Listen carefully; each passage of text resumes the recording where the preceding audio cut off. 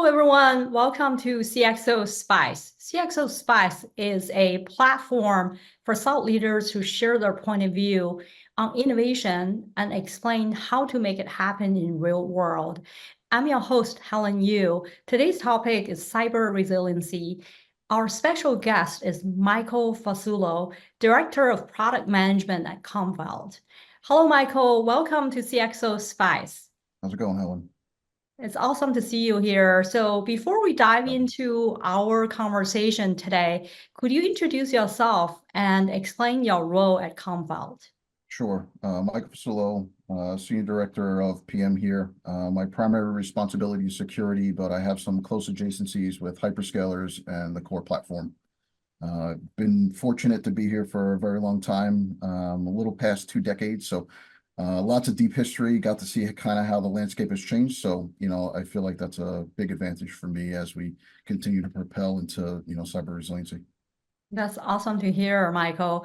I visited Commvault booth at Black Hat event recently. Your message of shifting from continuous threats to continuous business really resonated with me. So how does Commvault's vision for cloud-first cyber resilience differ from traditional approach to handling threats and breaches? Wow, you're certainly not wasting any time. So great question. I think for us, like we've taken a very pragmatic approach to cyber resiliency.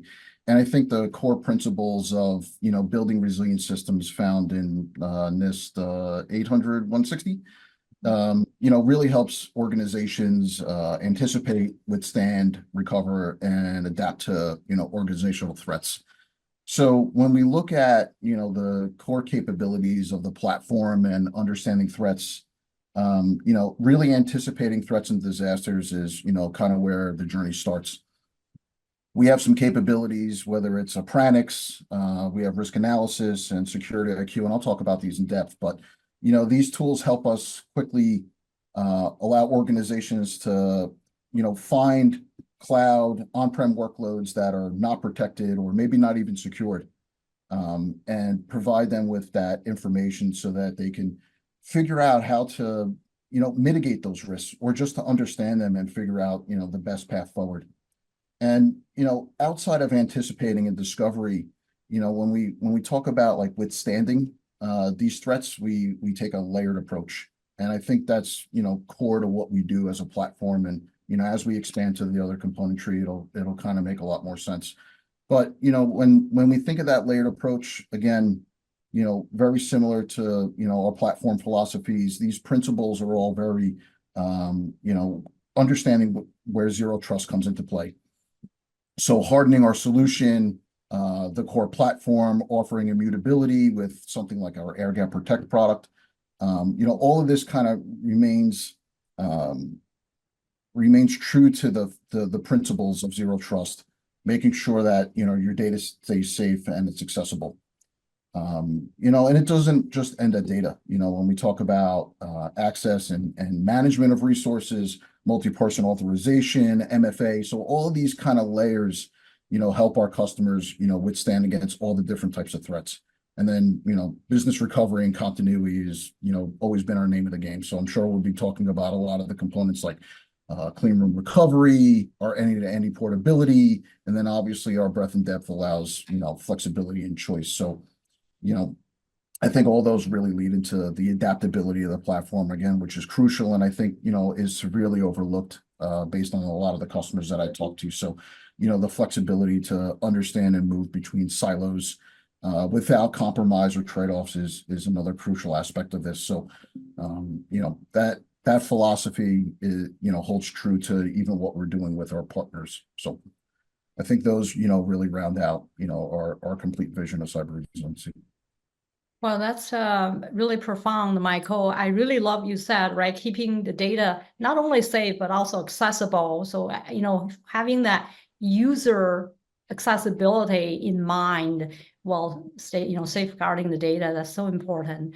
So what are the new innovations and features are being introduced in the next gen of Commvault Cloud to support continuous business operations?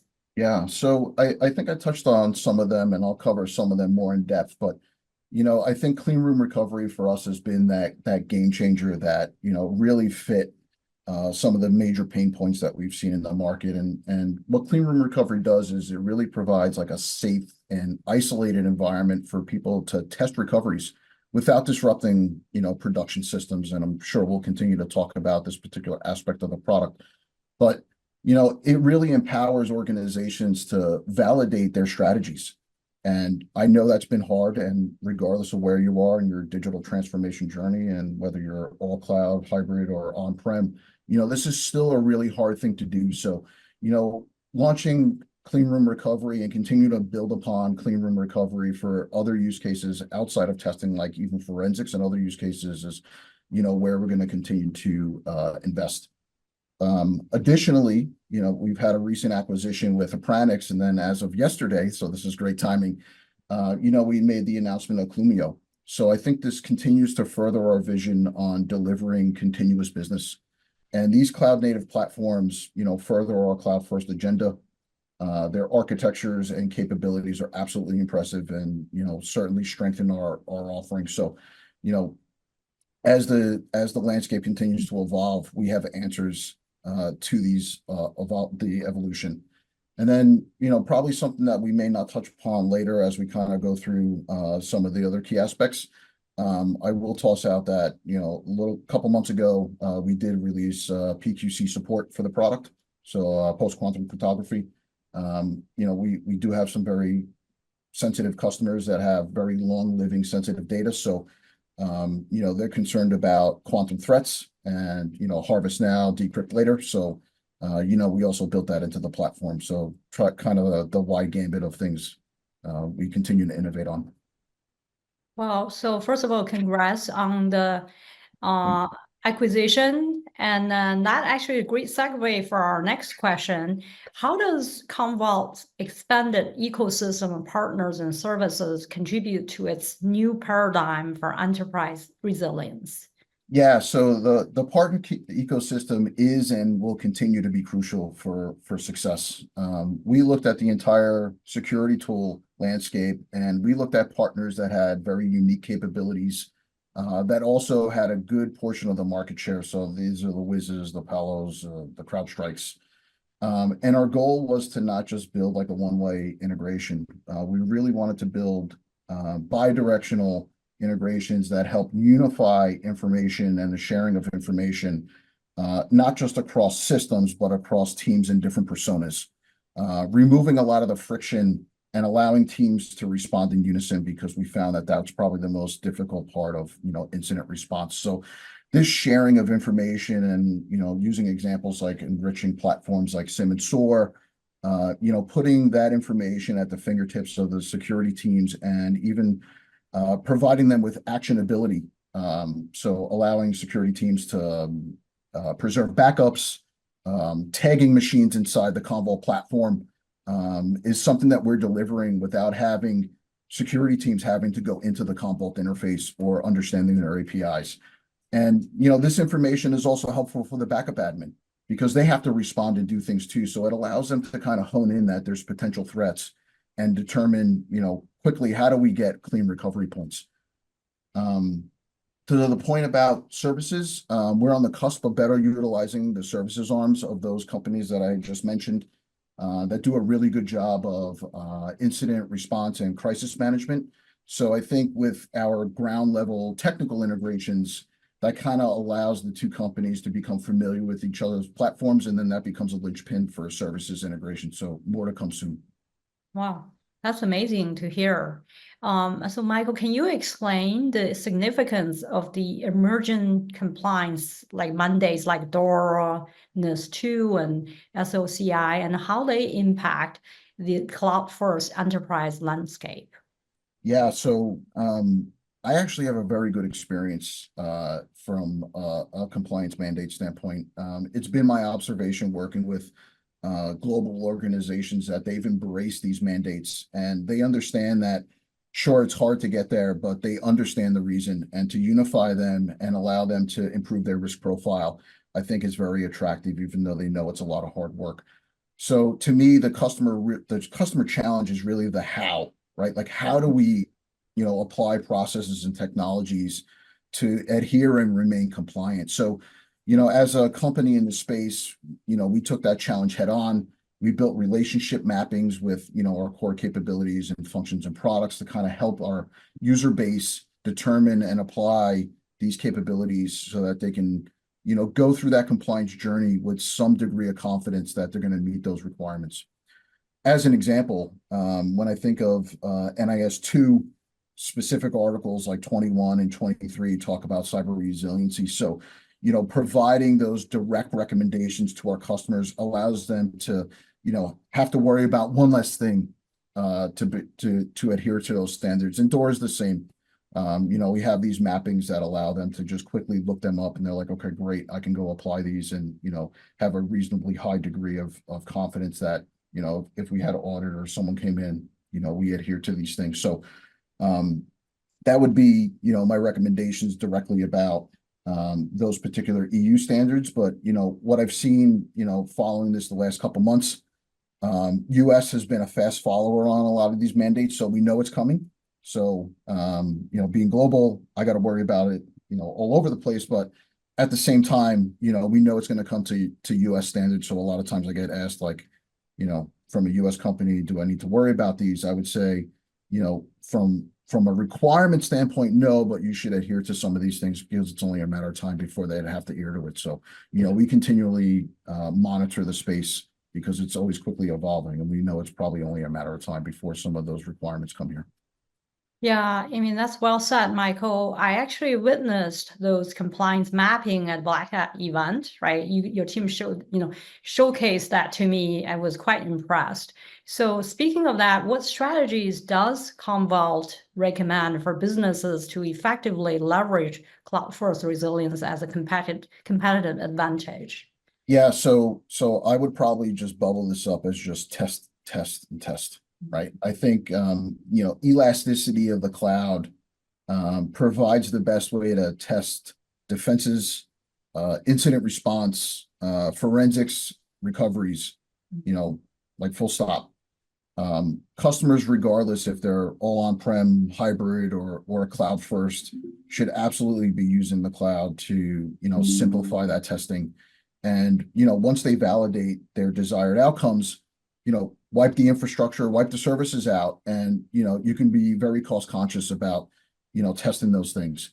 And, it's no longer a question about doing things at all costs, where it used to, when you were on-prem, you used to have racks of servers that were just for these things and they remain idle. So, those days are something that we don't have to necessarily worry about anymore.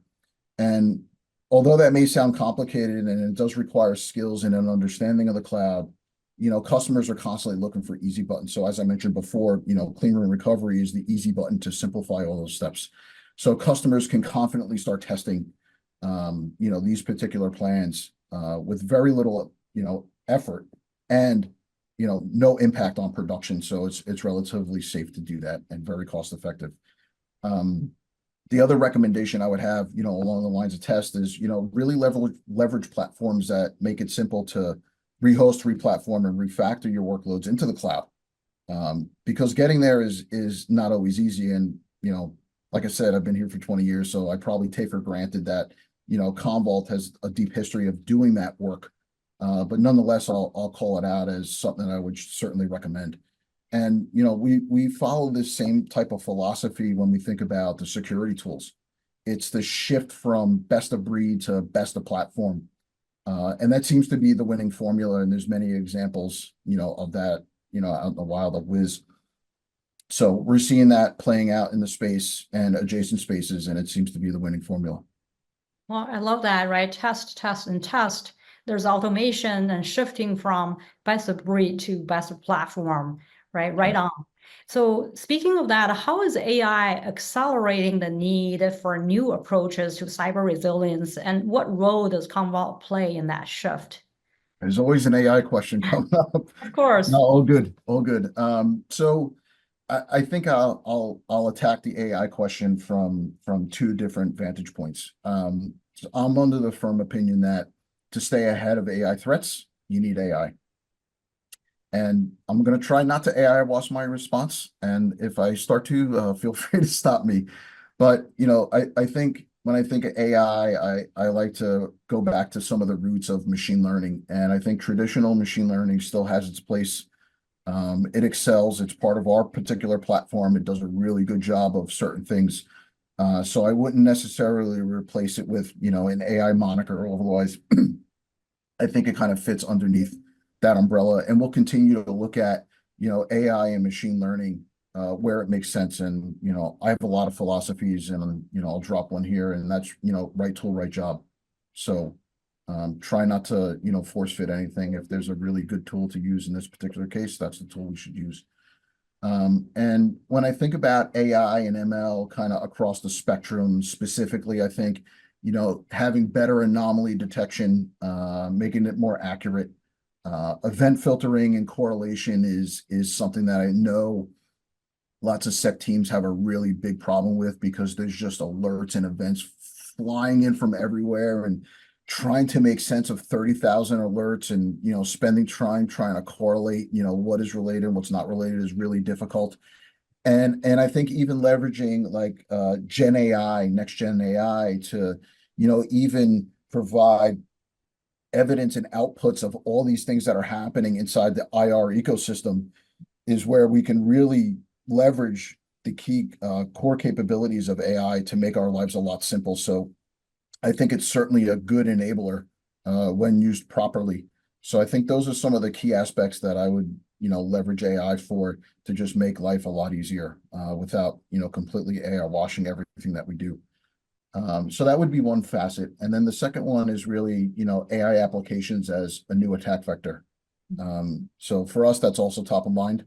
And what AI applications bring really like distinct threats into the fold. So we think about data poisoning, data privacy leakage, model tampering. So there's a lot of things that, Commvault's going to play a role in protecting and providing data security for AI applications. And I think in my head, there's some clear lines of things that we will absolutely do and protect, and there'll be some lines that we simply won't, because it's just not our adjacency. So, the plan is to really stay within our lane, but do it to the best of breed.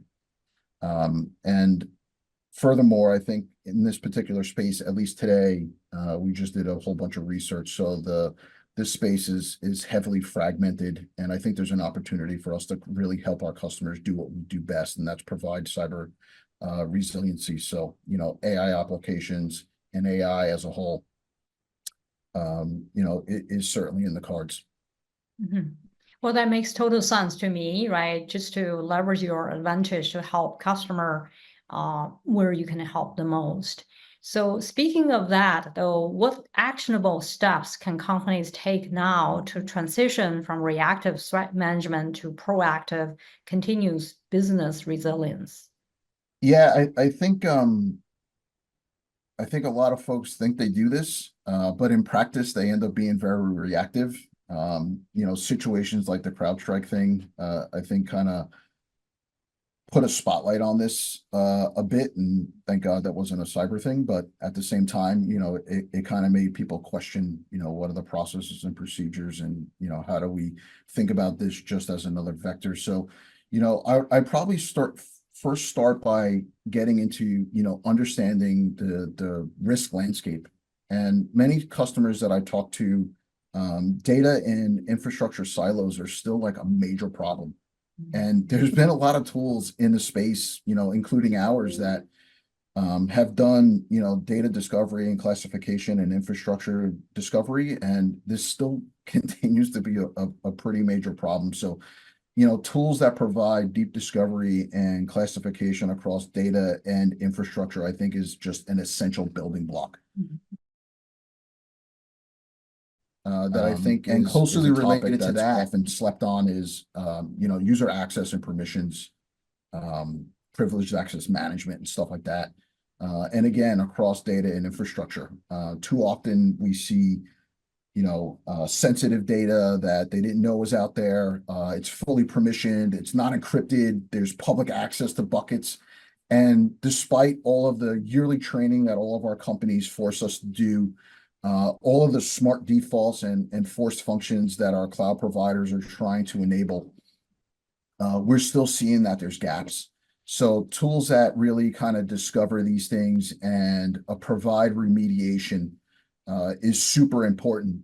And then the flip side to that is, developing policies and ways to enforce those policies so that once we fix them and mitigate those risks, the forward handling of those risks needs to be put into place, because we don't want to continually have to use these tools to continually discover more things. It just becomes such a burden on the team, and they have enough to deal with threats and threat actors just becoming increasingly denser to trying to expose these particular threats. So I would certainly not sleep on policies and enforcement of those policies. And with that, I would also say, looking at the most extreme case, shifting completely left and, remediating risks and focusing on as early as possible threat detection and minimizing blast radius. So once we kind of do all this discovery, we want to make sure the data is secure, the infrastructure is secure, the users are secured, and then making sure that if something is entering the environment, finding out that as soon as possible to minimize blast radius. And, I think traditional capabilities like honeypots and deception really work here. And I know that those are not very glamorous platforms and they've been out for quite some time, but I still think they have a really big part into the ecosystem as you kind of get through some of the bulk of, understanding data risks and user access. And then, all of this at the end of the day really is about building and frequently testing incident response and your plans. Like, people should be doing this, as I said before, test. So you really want folks building muscle memory. You don't want to be entering and reacting to threats on adrenaline, because I think that's where mistakes happen. I think that's where the delays are. And when you look at all these stats that it takes, multiple weeks to respond to threats, I think a lot of that is because just that reactionary, everyone's functioning on adrenaline. So, building muscle memory, even when you have threats that have never been seen before, being confident in your processes and procedures is super important. And then, like I said before, our bi-directional integrations into these platforms, allowing other experts in their space and utilizing them, meeting personas where they're at, keeping teams in their areas of comfort and not forcing them into one system or another, and sharing information so that everyone can respond in unison, I think is just critical. So, those would be my key takeaways that I would recommend. Well, that's a salient point, Michael. A few companies I work with, they are not even aware how many endpoints they have, right? So, there's a lot of silo in terms of data and infrastructure. And that's why it's so critical for them to take these basic steps to improve. No doubt. I can talk to you. I already learned a lot from you. I can talk to you for another hour, but in essence of time, here comes to our last question. So how does the new approach to cyber resilience align with the overall goal of driving continuous growth and innovation in the cloud first era? Yeah, so I think my 2 decades in the data protection space, for me, this is very exciting times, right? I've watched the landscape change, and there's some I feel like reminiscent that there's back in the day there was this burning desire for these cutting edge modern platforms, and I use modern as a snapshot in time, but decades ago, there was a lot of pain in just backup and recovery space in DR. And there was a lot of pain points. So I think our success back then was, understanding those pain points and resolving them. What's different about today is that this rate in which this space is evolving is just crazy. Like it's just rapid. It's just so rapid. And, post quantum as an example, we had a CEO readout last year, and the C-suite, I brought up post quantum, and I'll never forget the faces in the room. They were just like, "What are you talking about? This is like Back to the Future stuff." And then all of a sudden, like there was there was all of these articles, and the hyperscalers have quantum, and you can get quantum hours, and then it became so real so fast. And AI is just another example of just so rapidly evolving. And with that rapid evolution, people are looking at just ground truth stuff that needs to get out there, and they're not always worried about security or the ramifications of these things. So, it instills a lot of pain into the landscape. So timing is everything on this.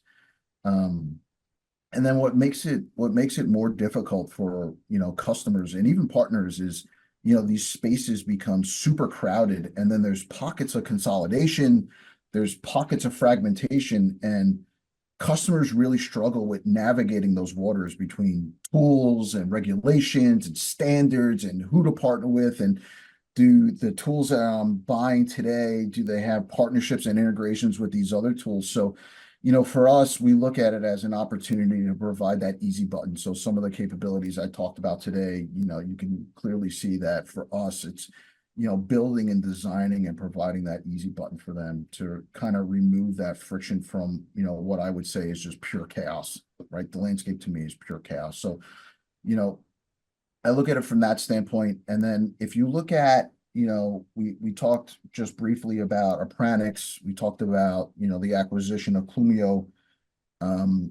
Even, outside of Commvault, if you look at what Wiz was doing with Gem and their other acquisitions, I think we're all recognizing that there's cutting edge, modern, cloud native technologies that, really bolster up these platforms. So when they do bring that unique differentiation, where they unify personas and they remove the most amount of friction, and they're very open to partnering with other players in the ecosystems, I think that's what builds, these type of winning platforms. And I think you'll start to see, all of those surface to the top as clear winners that customers are going to adopt, because they really remove a lot of friction from these scenarios. And if you could buy one thing and it helps you resolve a whole bunch of problems, and they have good integration into, platforms and services and tech stacks, everyone wins in those scenarios. So I think that becomes a very attractive proposition for, customers and partners alike. Yeah, I could not agree more with you, Michael. I love that easy button, right? Imagine the world, as long as you don't give the kernel access to everybody, I think you're fine. Yeah. Being said, thank you so much for sharing the insights on cyber resiliency and how to shift from continuous threats to continuous business. Here are the 4 key takeaways from our conversation today. Number 1, shift from reactive to proactive, right? Commvault is moving beyond just bouncing back from threats or breaches to enabling continuous business operations. So your approach focuses on predicting threats faster, ensuring clean recoveries, and accelerating threat response times. It's so really relevant to today's rapid landscape of cyber. Number 2 is AI-powered innovation. Commvault is leveraging AI throughout your platform to enhance cyber resilience. You include using, for example, using AI for early warning systems, threat detection, incident readiness, and rapid response capabilities. Number 3 is the unified platform approach, right? I love what you said, switching or shifting from best of breed to best of platform. The new Commvault Cloud unifies all of the company's SaaS and software offerings onto like one platform. This allows holistic management and visibility through a single interface. This also consolidation, right, aims to improve overall cyber resilience, allows customers to understand the risk landscape, reducing the total cost of ownership. Lastly is the ecosystem expansion you mentioned. And Commvault is building an expanded ecosystem of partners and services to create a comprehensive environment for cloud-first enterprise resilience. With the previous merger acquisition or today's announcement for acquisition, you provide a diverse cyber resilience options for integrated hybrid environments. So kudos to that vision and continuous innovation. So thank you so much, Michael, for your invaluable insights today on cyber resiliency. And then thank you everyone for tuning in. Stay hungry, stay bold, and stay grateful.